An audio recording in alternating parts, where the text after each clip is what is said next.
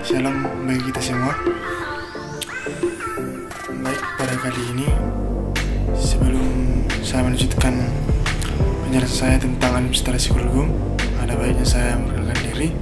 Nama saya Justa Bolon, NIM 210104031, Prodi Manajemen Pendidikan Kristen, mata kuliah Administrasi Kurikulum,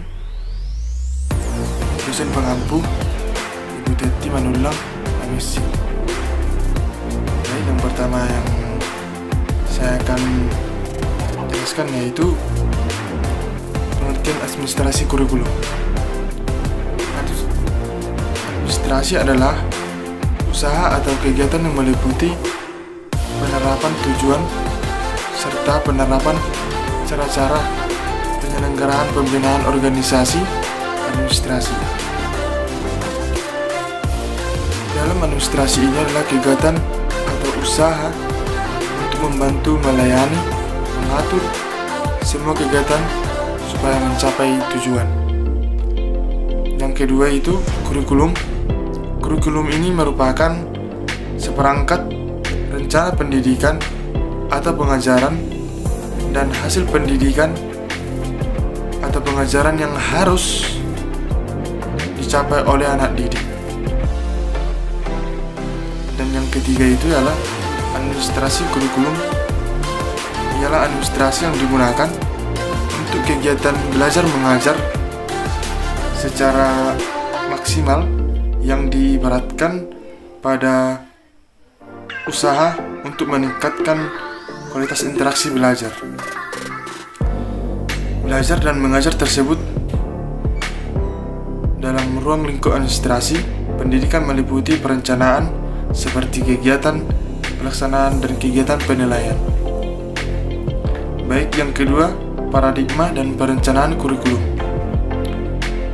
Paradigma ini ialah total nilai membentuk pola pikir seseorang sebagai titik tolak pandangan sehingga akan membentuk atau subjektif seorang mengenai realita dan bagaimana seorang menanggapi realita tersebut. Selanjutnya, perencanaan kurikulum. Perencanaan kurikulum ini adalah merupakan proses awal di mana manajemen memutuskan tujuan dan cara penerapannya. Penerapan kurikulum sebagian besar dilaksanakan oleh Departemen Pendidikan Nasional pada tingkat pusat. Dan perencanaan kurikulum ini meliputi dua bagian, yaitu penyusunan program dan pengembangan kurikulum. Yang kedua, penyusunan pedoman. Harus pelaksanaan kurikulum seperti pedoman penyusunan kalender, pembagian tugas guru, dan lain-lain sebagainya.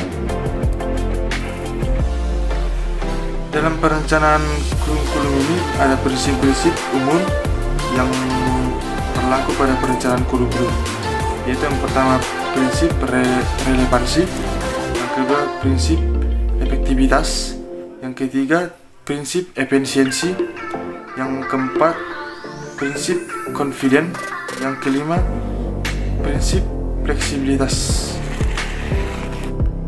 Baik, yang ketiga struktur dan fungsi kurikulum. Dalam struktur kurikulum merupakan pengorganisasian kompetensi, inti kompetensi dasar, muatan pembelajaran dalam mata pelajaran dan bahan belajar pada setiap satuan pendidikan dan program pendidikan. Struktur kurikulum ini merupakan penguasaan mata pelajaran untuk satuan pendidikan atau program pendidikan yang terdiri dari beberapa struktur, yaitu yang pertama struktur yang berisi program pengembangan anak-anak. Yang kedua, struktur kurikulum pada satuan pendidikan dasar yang berisi muatan umum. Dan yang ketiga, struktur pendidikan menengah.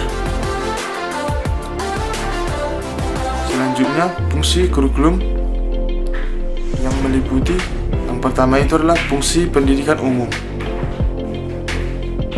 yaitu fungsi kurikulum ini untuk mempersiapkan peserta didik agar menjadi anggota masyarakat yang bertanggung jawab. Yang ketiga, suplementasi, yaitu pada setiap peserta didik memiliki perbedaan baik minat maupun bakat seseorang anak peserta didik tersebut. Yang ketiga, eksplorasi, yaitu kurikulum yang menemukan minat dan bakat masing-masing siswa. Yang selanjutnya, keahlian. Dalam kurikulum ini, keahlian berfungsi untuk mengembangkan minat bakat dan keahlian para siswa. Dalam kurikulum ini berfungsi sebagai sarana dalam mengukur kemampuan pribadi dan dalam pendidikan, dan kegiatan-kegiatan yang dilakukan dalam pengorganisasian yaitu penyusunan program pengajaran, penyusunan persiapan mengajar yang akan digunakan dan dipedomankan oleh guna dalam proses belajar, pelaksanaan kegiatan belajar, dan yang terakhir kegiatan ekstrakurikuler dan kurikuler. Baik, selanjutnya pelaksanaan kurikulum. Pelaksanaan kurikulum ini adalah penerapan program kurikulum yang telah dikembangkan, kemudian diwujudkan dengan pelaksanaan dan pengelola dengan menyesuaikan terhadap instruksi di lapangan dan prinsip-prinsip dalam perencanaan kurikulum ini, yaitu yang terdiri dari perolehan kesempatan yang sama, dan yang kedua berpusat pada tujuan, dan yang ketiga pendataan dan kemitraan. Selanjutnya, pengawasan dan penilaian kurikulum. Pengawasan identik dengan controlling, yang berarti pemeriksaan. Pada hasil pengawasan, program kurikulum akan dipantau pelaksanaan pengawasan di atas dan memastikan apakah kurikulum ini dapat digunakan